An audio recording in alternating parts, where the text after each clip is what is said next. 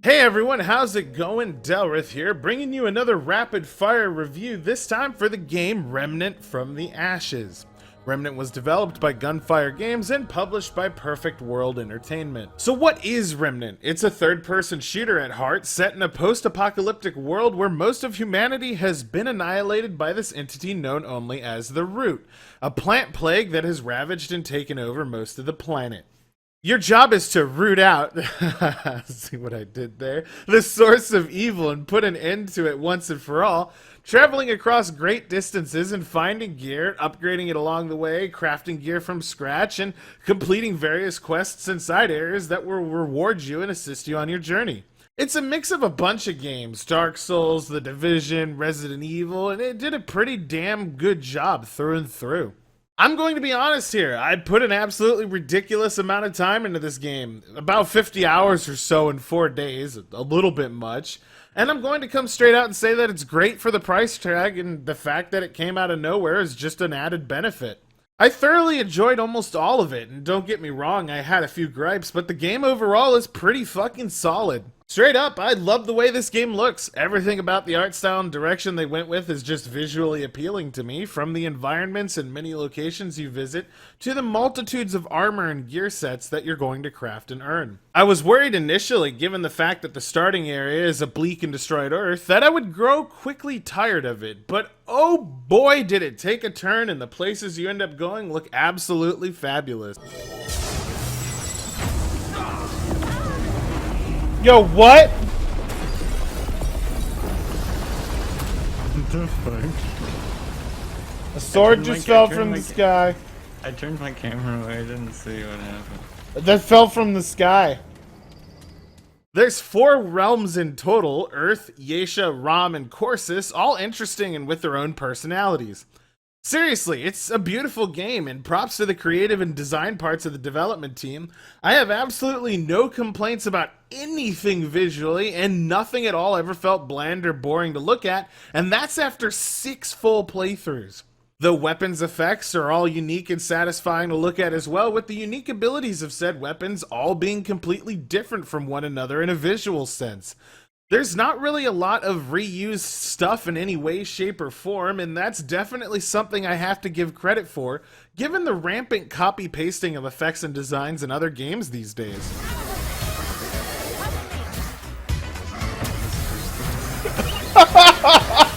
Enemy variety is fantastic too, with dozens of enemies, each with their own custom animations, weapons, and attack patterns, with each zone and even sub-zones having their own specific types of mobs. Add in the fact that the bosses for every area have unique attacks, abilities, and arenas, and you'll struggle to find anything to complain about with how Remnant looks, which, by the way, as I said, is just damn impressive overall.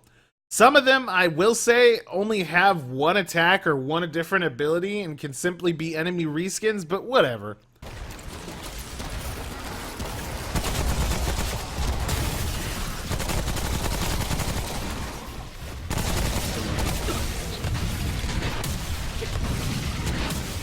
Oh, and I almost completely forgot, all of the mods you get, and I'll explain those later, visually change how each and every weapon looks, which is something they definitely didn't have to put the effort into, but did, and I super appreciate it, as it's really cool to completely change the look of a weapon based on the technology you infuse into it. Combat works pretty similar to other over-the-shoulder third-person shooters. You aim down the sight of your weapon and unload your bullets, lasers, and what have you into an enemy, with weak point shots doing bonus damage. You have the added option of melee as well, but it's more of a side dish than a main course, with the main focus of the game being gunplay.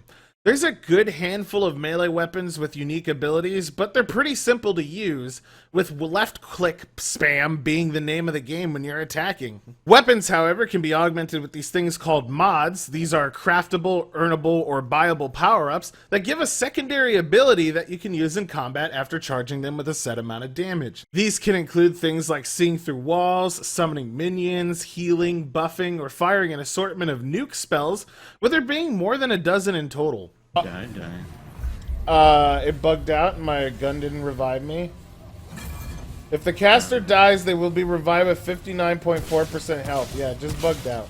It definitely adds a strategy dynamic to how you run and gun, especially when you consider the fact that you can play with up to 2 other friends, and you'll find a balance with your buddies on who runs what, as everyone benefits from buffs and debuffs on enemy targets. Boss weapons also have unique mods that can't be removed, encouraging players to use everything at some point, as all mods seem to have a use, even if others are better in the long run. Armor sets have set bonuses and specific modifiers that further change and modify how you fight in battle. Some, for example, rewarding you for reloading more often, others refilling ammo when you hit, and so on and so forth.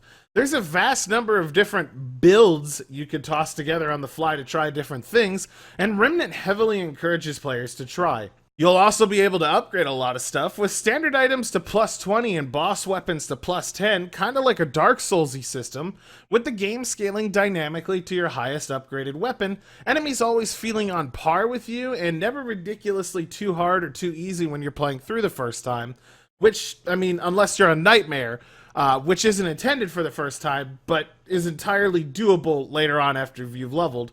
And rescaling your world to a different difficulty is as simple as starting a new world over and selecting one of them from the 3 that you have. Okay. He just did an attack I've never seen. He's shooting beam cannons! What the fuck? Jewelry isn't upgradable, but also offers a bunch of neat stats and different bonuses, further adding to how much diversity there can be in your playstyle. Players also have these things called traits, and there's 32 of them or some such off the top of my head, each one being able to be leveled to 20 to give you specific bonuses. These bonuses include things like health, fire rate, crit damage, etc., and there's no limit to how many you can max out. You get these through killing bosses, completing quests, and doing random side objectives, not to mention some really weird shit, and it's fairly dynamic. It really allows you to just get stronger and stronger without needing to respec every time you want to try a new build, and I really appreciate that. The biggest strength of Remnant, though, in my personal opinion, is the fact that so much of it is randomized on your playthrough. There's still a linear feel to it, as you're going to go through the 4 worlds each playthrough, and there aren't any extra planets or anything that you can miss. But each time, the side areas and main areas you traverse through will have a chance at being different.